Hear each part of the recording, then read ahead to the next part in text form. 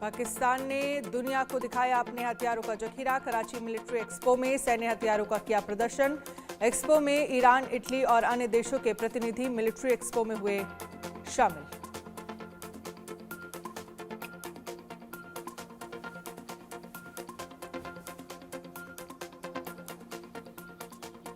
Karachi military expo में लड़ाकू विमान, मिसाइल, टैंक और रॉकेट समेत कई तरह के बड़े और छोटे हथियारों का किया गया प्रदर्शन।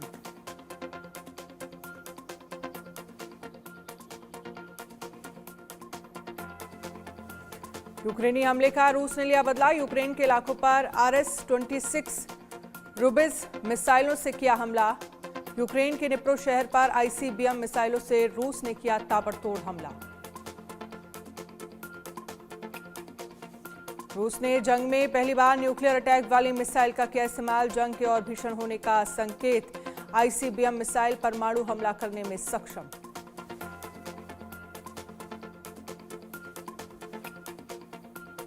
यूक्रेन पर हमले के लिए रूस ने अपने 72 साल पुराने बॉम्बर Tu-95 के नए वेरिएंट का किया इस्तेमाल। स्पेशल मिलिट्री ऑपरेशन के लिए बनाया गया था बॉम्बर। बमबारी के अलावा मिसाइलों को भी लॉन्च कर सकता है Tu-95। अंतर्राष्ट्रीय क्रिमिनल कोर्ट के लगाए वॉर क्राइम के आरोपों और अरेस्ट वारंट पर पश्चिमी देश आपस में बटे। कनाडा, इटली और नीदरलैंड बोले, हमारे यहां नेतन्याहू आए तो करेंगे गिरफ्तार।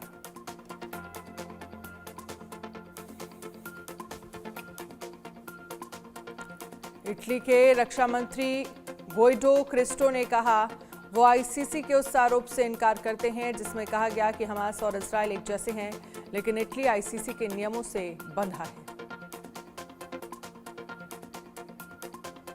कनाडा के प्रधानमंत्री जस्टिन ट्रूडो ने कहा है कि ICC के सदस्य होने के नाते वो नियमों का पालन करेंगे। नीदरलैंड के विदेश मंत्री कैस्पर वेल्डकेम ने भी कहा कि नेतन्याहू के डच जमीन पर पैर रखते ही उन्हें गिरफ्तार कर लिया जाएगा।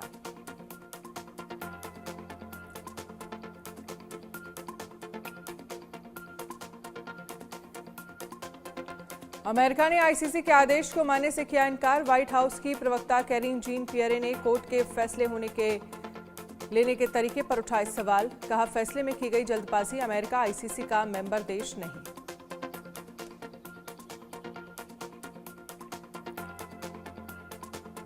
नेतन्याहू ने अंतर्राष्ट्रीय क्रिमिनल कोर्ट के उन पर और पूर्व रक्षा मंत्री योव गैलेंट पर लगे आरोपों को बेबुनियाद बताते हुए किया खारिज। ICC द्वारा संवैधानिक तौर पर चुने गए प्रधानमंत्री पर आरोप लगाना गलत।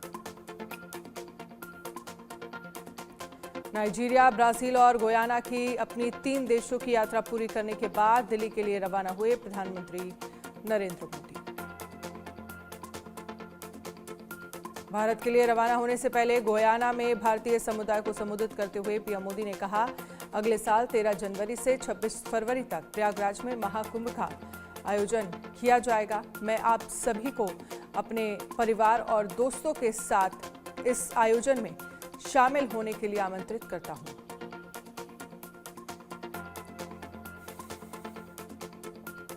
प्रधानमंत्री नरेंद्र मोदी ने कहा, भारत की वृद्धि न केवल प्रेरणादायक रही है बल्कि समावेशी भी रही है। हमारा डिजिटल सार्वजनिक बुनियादी ढांचा गरीबों को सशक्त बना रहा है। हमने इन बैंक खातों को डिजिटल पहचान और मोबाइल से जोड़ा है।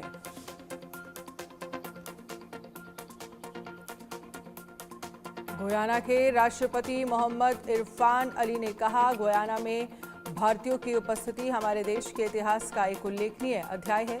कृषि से लेकर व्यापार, शिक्षा से लेकर संस्कृति, खेल से लेकर व्यवसाय तक भारतीयों ने गुयाना की जीवन शैली को आकार देने में योगदान दिया है। राष्ट्रपति मोहम्मद इरफान अली ने कहा, हमारे त्योहारों, व्यंजनों और परंपराओं में स्पष्ट रूप से दिखाई देने वाली भारतीय संस्कृति की जीवंतता हमारी राष्ट्रीय पहचान का एक अभिन्न अंग बन गई है।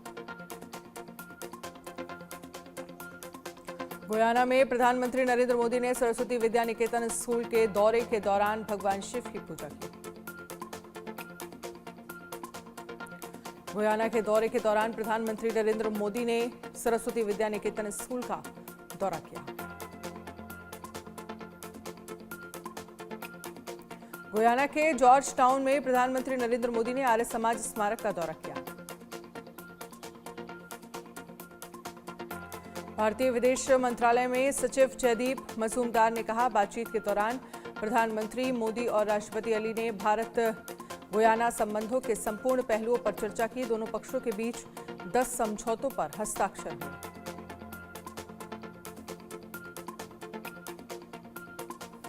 जयदीप मजूमदार ने कहा, CARICOM साझेदारी को और मजबूत करने के लिए पीएम मोदी ने 7 स्तंभों CARICOM पर आधारित प्रस्ताव रखा है। नेताओं ने एक स्वर में भारत के इन पहलुओं की